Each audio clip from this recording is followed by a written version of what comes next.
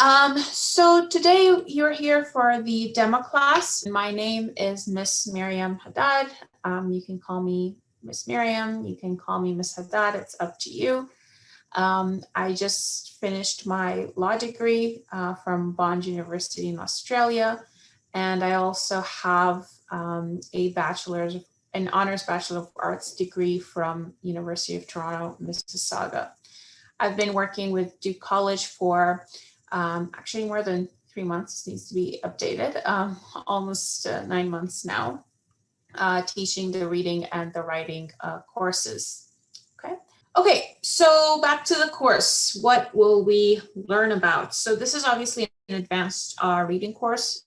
So we try to mix reading and writing components in it. Students will do a lot of reading, obviously, for one, but we also are going to focus on skills like summarizing.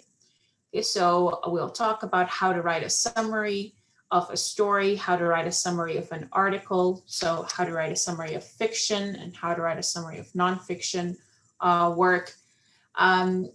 We will also look at critical thinking skills. Okay, so just it's okay if you guys don't know, but has anyone heard of critical thinking? Does anybody want to tell me what it is or what you think it is? Doesn't have to be perfect answer. I think I know what it means. Yeah, go ahead. I think it means like logic thinking. It has to make sense. Very good. Yeah. Amy, do you have anything to add? Any guesses that you want to take on what critical thinking is?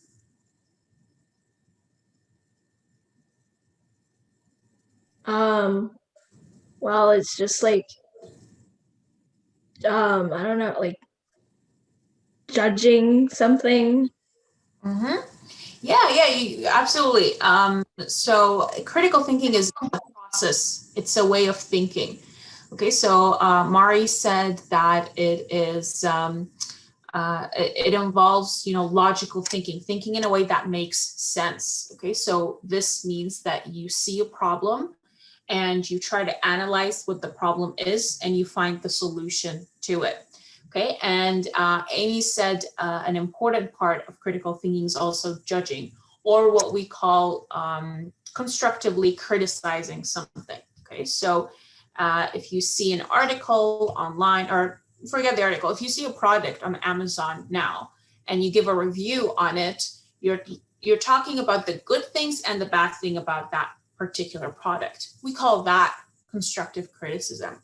Okay, so that's also a part of critical thinking. So we'll be doing a lot of that, a lot of critical thinking, a lot of analysis too. Okay, so we try to, for example, take a passage from a book that we're reading and we try to kind of dissect it, look at what is happening, what does the author want us to know from that passage. Okay, we'll try to distinguish between facts and opinions. What's the difference between facts and opinion? Does anybody know? Yeah, Mari, go ahead. Facts are like what you know, and the opinion is like what you think of it.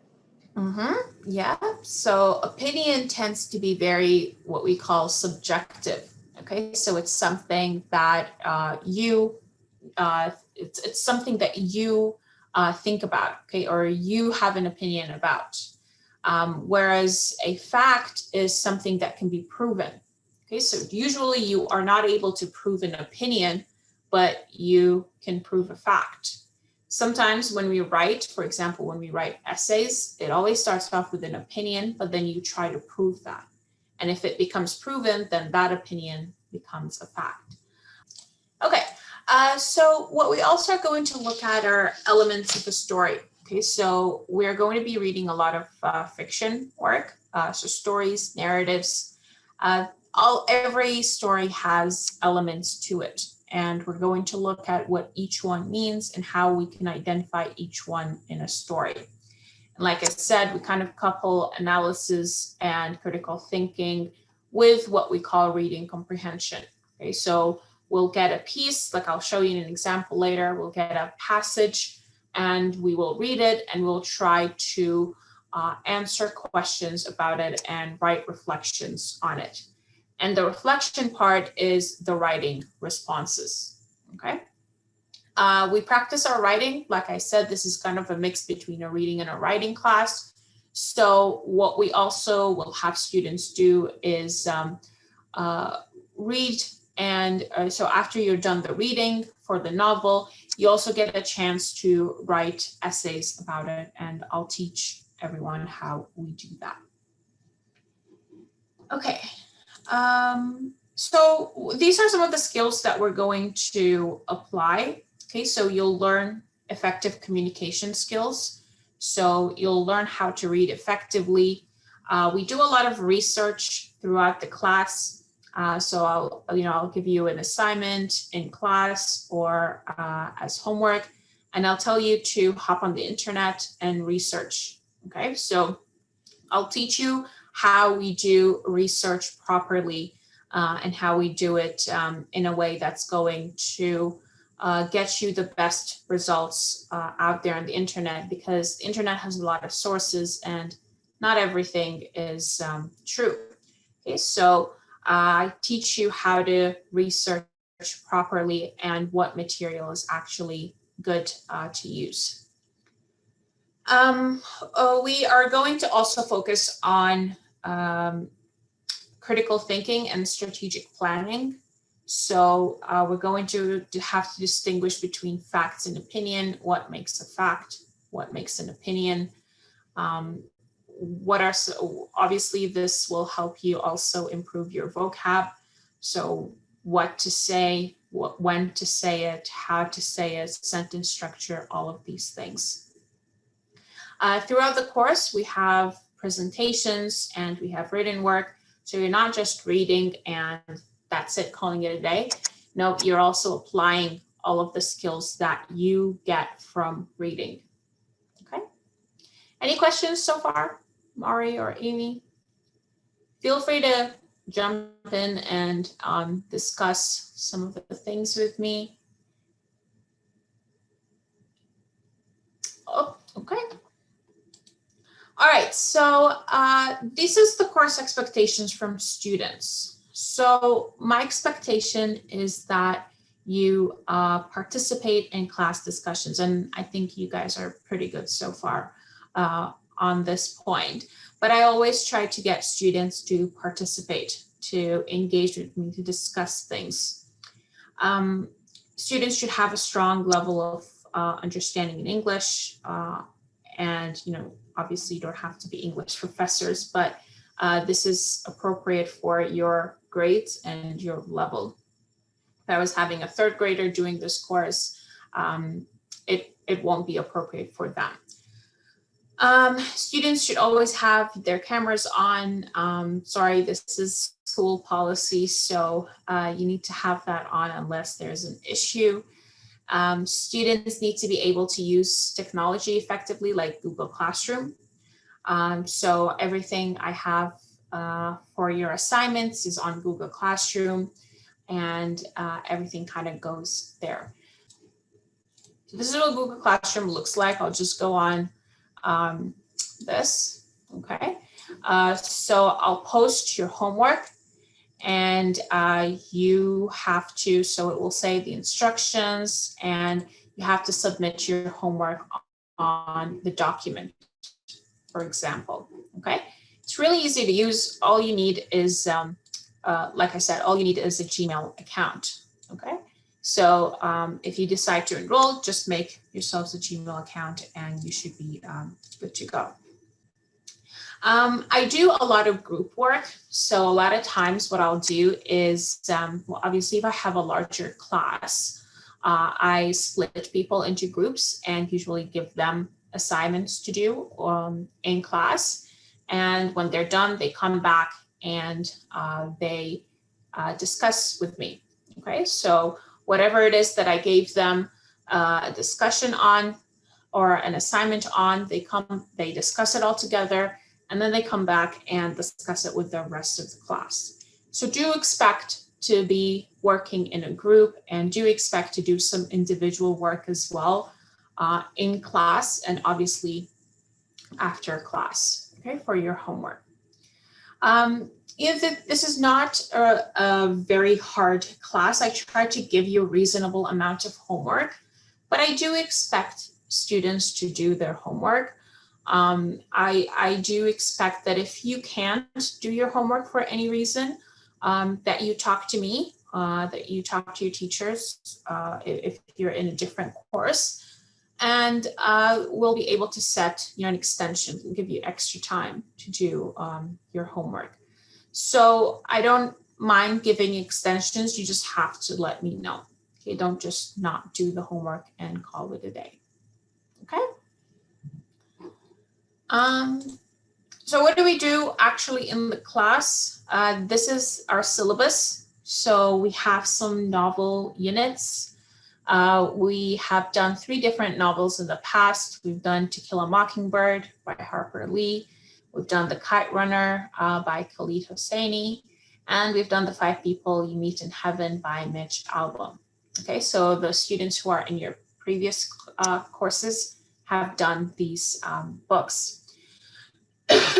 These are very interesting books, and most of you will go on to read them, especially To Kill a Mockingbird and The Kite Runner. They teach them in schools. So I try to do or try to follow school curriculum so that you can get a head start by the time you reach the level where they teach these books. You would have already gotten a head start, and you would have already read the book, done the work for it, which will really help you when you're doing it with the rest of the class in your actual schools.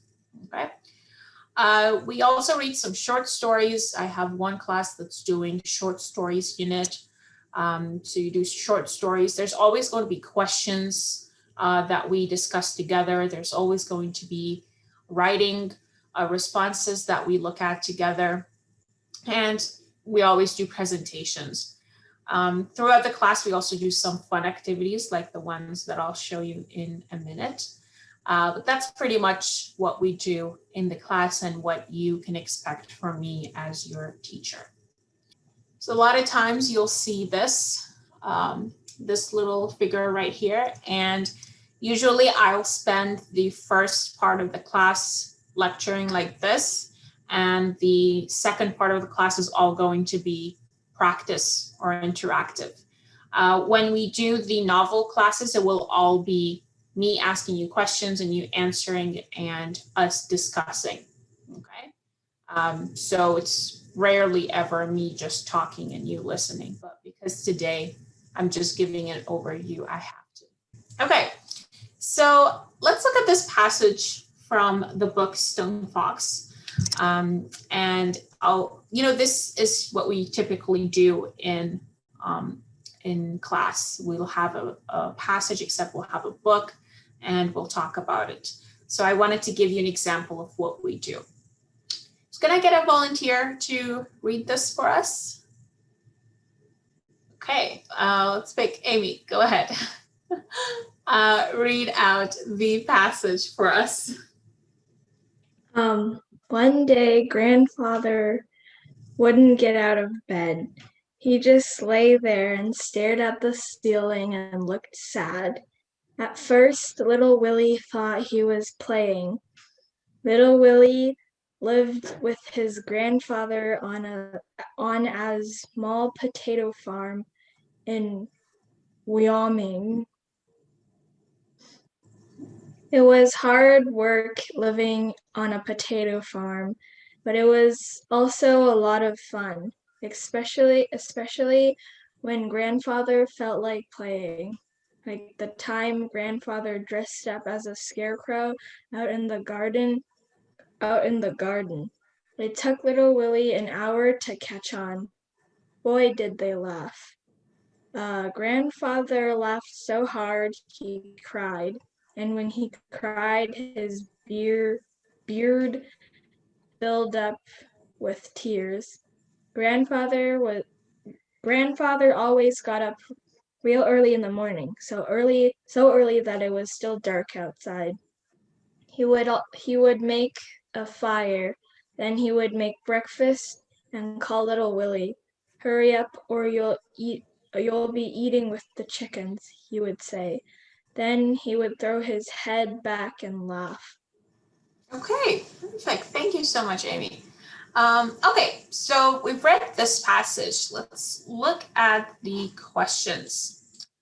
First of all, who are the characters? Who are the characters in the story here? Who can you identify? Feel free to unmute and answer. The grandfather and little Willie. Yeah, so we've got two characters in the story so far that we know of. We've got the grandfather and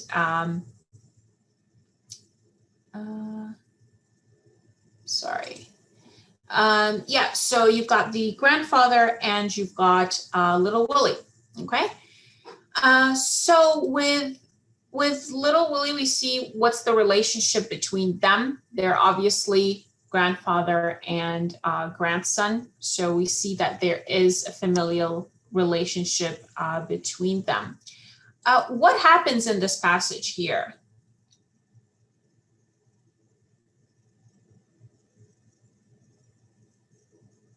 What is this passage telling us?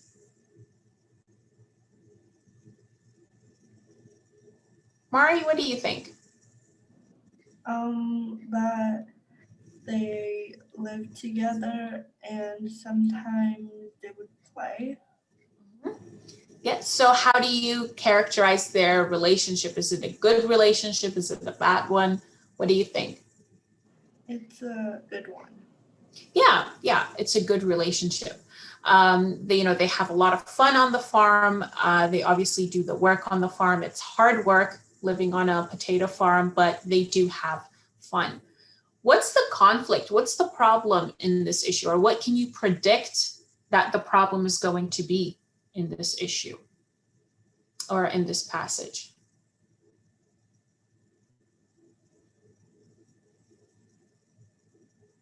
So it tells us right there in the first sentence. What's the problem that we can predict is going to happen? That grandfather is in bed and he won't get out. Yeah, so something is out of the ordinary. Grandfather is not, he's not getting out of bed.